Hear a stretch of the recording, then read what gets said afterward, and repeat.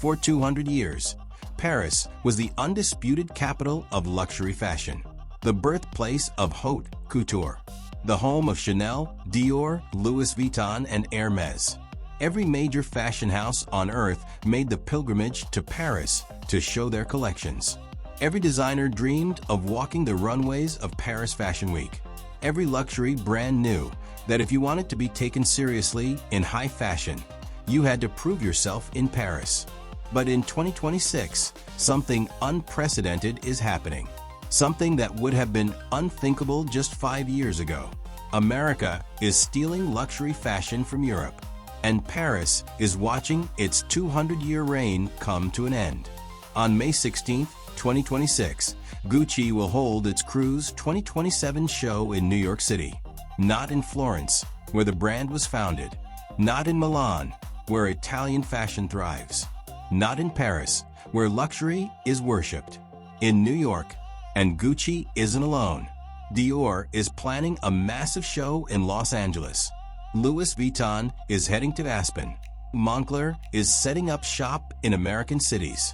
For the first time in history, the world's most prestigious European luxury brands are abandoning their home continent and moving their biggest shows to the United States. This isn't a trend. This is a seismic shift in the global luxury landscape. And if you understand what's driving it, you'll understand the future of wealth, status, and power for the next decade. Let's start with the numbers. In 2025, the global luxury market was worth approximately $440 billion. That's larger than the GDP of entire countries. But here's what most people don't know. 80% of that growth came from price increases, not actual sales volume. Luxury brands didn't sell more products. They just charged more for the same products. Chanel raised prices. Louis Vuitton raised prices. Hermès raised prices by 44% over the last 10 years alone. A Birkin bag that cost $9,400 in 2016 now costs $13,500 in 2026. That's not inflation. That's a business model. And for years, it worked. Customers paid. Waitlist grew. Resale markets exploded. But then something changed. Customers stopped buying. In early 2025, the luxury market contracted by 3%. Brands lost 50 million customers worldwide. That's not a blip. That's a crisis. And the reason? Prices went too high. The middle-class aspirational luxury customer, the person who saves up for months to buy a designer bag, got priced out. They couldn't keep up anymore. And the ultra-wealthy customers, the billionaires who could afford anything, started shifting their spending. They stopped buying products. They started buying experiences. Private wellness retreats, exclusive pop-up events, immersive boutique experiences. The psychology of luxury changed. Owning a $15,000 bag used to signal status. But when everyone has one, or everyone can finance one, the signal weakens. So the truly wealthy moved to something that can't be replicated. Access and experience. And this is where America enters the story. Because while Europe was struggling with its traditional luxury model, America was building something different.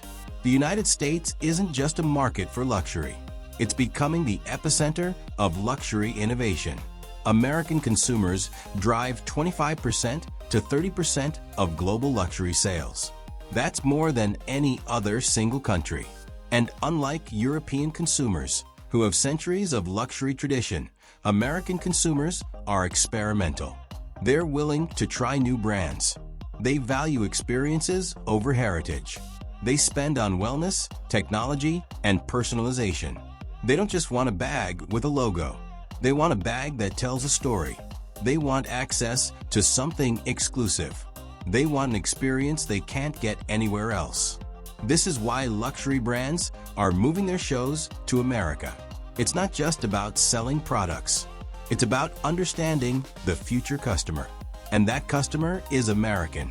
Gucci's decision to hold its Cruise 2027 show in New York isn't a marketing stunt. It's a strategic repositioning. The brand is saying, we're not just a European heritage brand anymore. We're a global luxury brand that understands modern consumers. And modern consumers are in New York, Los Angeles, Miami, and Aspen. Not just in Paris, Milan, and Florence. Let's talk about what's happening in Paris right now. During Paris Fashion Week in March 2026, something unusual happened. There was a run on Chanel stores. Customers were panic buying. Why? Because they could feel the shift. They could sense that European luxury was losing its grip. And when people sense scarcity, when they feel like something is slipping away, they rush to grab it before it's gone. But panic buying isn't a sign of strength. It's a sign of fear. Fear that Paris is no longer the center of the luxury universe. Fear that the next generation of luxury consumers doesn't care about Parisian heritage. Fear that America has figured out something Europe hasn't. And what has America figured out? That luxury in 2026 isn't about exclusivity through price. It's about exclusivity through experience. Let me give you an example. Hermès, the most exclusive luxury brand on earth, is famous for its wait lists. You can't just walk into a store and buy a Birkin bag. You have to build a relationship with the sales associate. You have to spend money on other products first. You have to wait months, sometimes years, to be offered the bag you want. That's the European model of exclusivity. Scarcity through access. But here's the problem. It doesn't scale. And it doesn't work when customers have options. American luxury brands and American-influenced European brands are doing something different. They're creating immersive experiences. Pop-up boutiques that only exist for a week. Private wellness retreats that combine luxury fashion with health and mindfulness. Exclusive events where you don't just buy a product, you become part of a community. This is what the ultra-wealthy want in 2026. Not a bag, a story, not a logo, an identity, not a product, a membership. And America is better at creating these experiences than Europe is. Because American luxury isn't bound by 200 years of tradition. It can innovate, it can experiment, it can fail and try again. European luxury can't. It has a legacy to protect, and that legacy is becoming a burden. Now, let's talk about China, because China is the wild card in this entire story. In 2025, Chinese luxury demand dropped by 5%. That was catastrophic for European brands. Chanel, Louis Vuitton, Hermès, they all relied on Chinese consumers to drive growth. But Chinese shoppers pulled back. Economic uncertainty, regulatory crackdowns on conspicuous consumption, a cultural shift away from flashy displays of wealth. All of it combined to crater the Chinese luxury market. European brands panicked. But in 2026, something changed. Chinese luxury demand is projected to grow by 6%. That's a massive turnaround. And guess where Chinese luxury shoppers are spending their money? Not in Paris, not in Milan, in New York, in Los Angeles, in American boutiques. Because Chinese consumers aren't just buying luxury. They're buying into American culture, American innovation, American experiences. This is the death blow for European luxury dominance. China was Europe's lifeline, and now China is choosing America. So what does this mean for the future? It means that by 2030, the capital of luxury fashion will no longer be Paris. It will be New York, or Los Angeles, or a network of American cities that collectively represent what Paris used to be. The place where luxury is defined, created, and consumed. European brands will still exist. Chanel will still be Chanel. Hermès will still be Hermès. But they'll be legacy brands, heritage brands, brands that represent the past, not the future. And the brands that define the future will be the ones that understand American consumers. The ones that prioritize experience over product. Access over exclusivity, innovation over tradition. Here's the final truth. Luxury isn't about where you're from.